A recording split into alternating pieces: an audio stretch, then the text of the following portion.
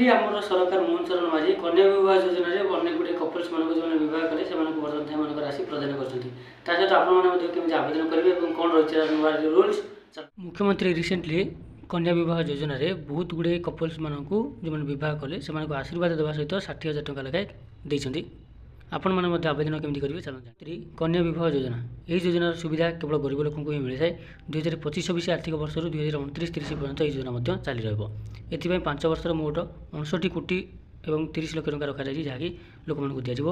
यह योजन मुख्यतः प्रथम बहुत आर्थिक सहायता दिज्व और विधवा मैंने जो द्वितीय बहुत करेंगे से आप्लाय करके मैंने योजनार बेनिफिट पाइपर। तो क्यों बयसर कपल्स मानक जो बहुत कर मिल देखो यही कन्या विवाह योजना झीर बयस 18 ରୁ 35 और पुअर बयस 21 ରୁ 35 आवश्यक। ताठू कम कि अधिक हेल्ले आपको यही योजना सहायता मिलना। गोटे परिवार जड़े कि गोटे कन्या ही मिल। ओके तो प्रथम बहुत सहायता राशि दिज्व और मात्र विधवा जो मैंने अच्छा से द्वितीय बहुत सरकार विचार कर आर्थिक सहायता प्रदान कर। कन्या विवाह योजना गोटे परिवर्तन आगुरी जो अपडेट आसाला से 51,000 टंका लेखाएं मिलूला।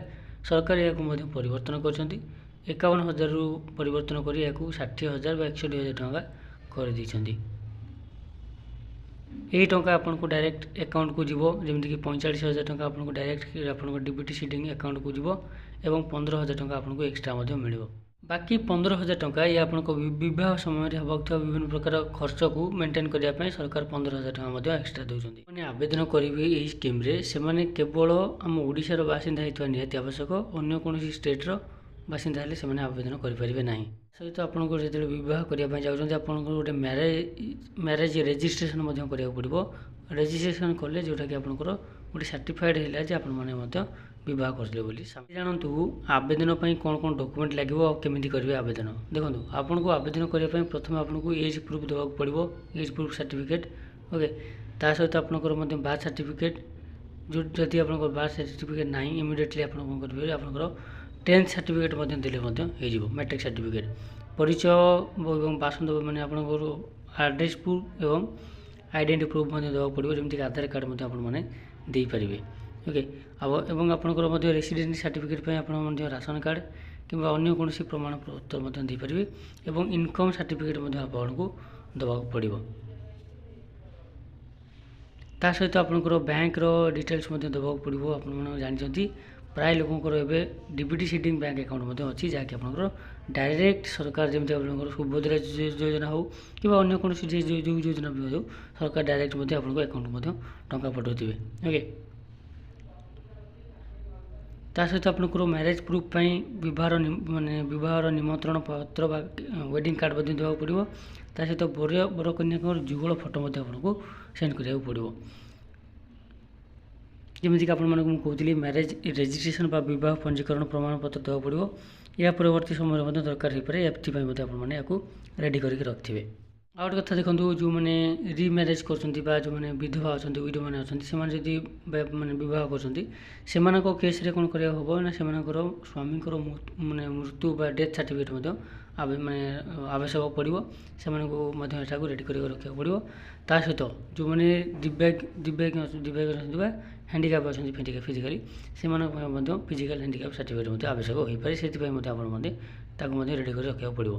मैंने क्योंठे या आवेदन करेंगे जानतु जो डिस्ट्रिक्ट आप बिलंग कर जो डिस्ट्रिक्ट आप निज डिस्ट्रिक्ट आवेदन करेंगे।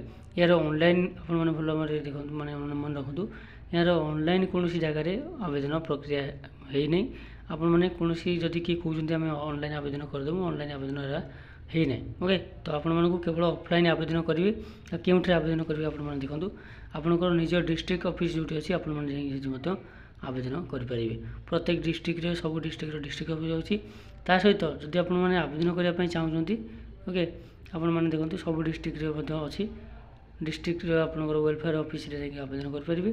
ता सहित ब्लॉक ऑफिस से सामाजिक सुरक्षा अधिकारी BSS किंबा CDP ऑफिस फॉर्म आप मागणार नहीं पारे और फॉर्म फिलअप करके आवेदन करेंगे। जमीक आप जो डॉक्यूमेंट लिस्ट कहली आवेदन करने पूर्व आप निश्चिंत भाव से सब डॉक्यूमेंट नियंतु एवं विवाहर मिनिमम आप 15 दिन पूर्व आवेदन करेंगे।